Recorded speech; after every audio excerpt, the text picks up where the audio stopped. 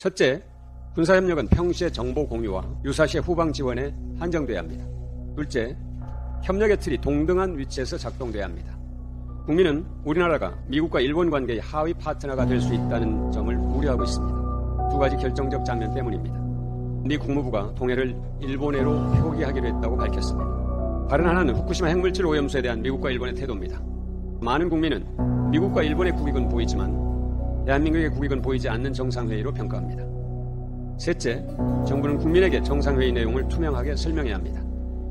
마지막으로 한미일 협력의 틀은 군사협력 중심의 대립적 전략의 틀이 아니라 한반도와 동북아시아의 평화와 안정을 위한 협력적 전략의 틀로 나아가야 한다는 점입니다. 그것이 한미일 3국 간의 최소한의 국익 균형의 출발이 될 것입니다.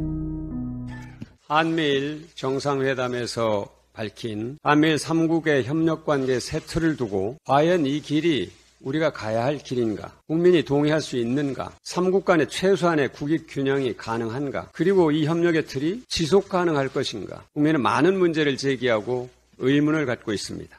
우리나라의 국익과 한미일 협력의 두 틀이 국민의 동의를 얻고 지속 가능하기 위해서는 최소한의 필요 조건이 있습니다. 이 협력의 틀이 국익은 없고 부담만 지는 협력의 틀이 되지 않기 위해서 필요한 것들입니다. 첫째, 군사협력은 평시의 정보 공유와 유사시의 후방 지원에 한정돼야 합니다.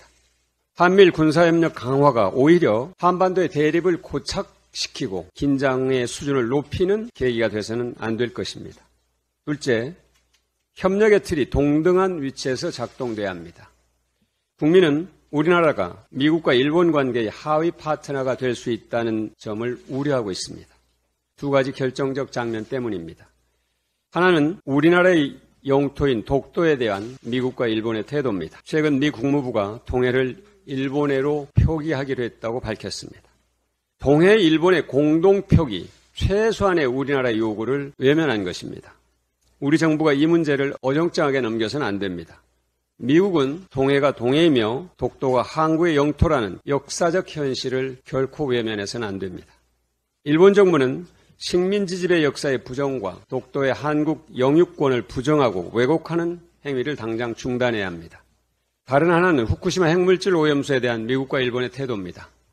기시다 일본 총리는 미일 정상회담에서 미국의 확실한 지지와 이해를 구했다고 설명했습니다.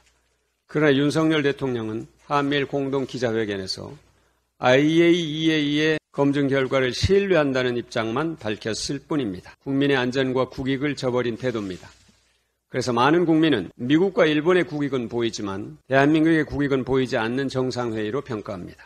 셋째, 정부는 국민에게 정상회의 내용을 투명하게 설명해야 합니다. 국민은 우리나라가 치러야 할 위험 비용에 주목하고 있습니다.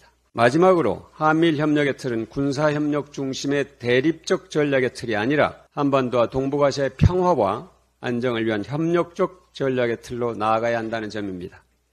그것이 한미일 3국 간의 최소한의 국익 균형의 출발이 될 것입니다.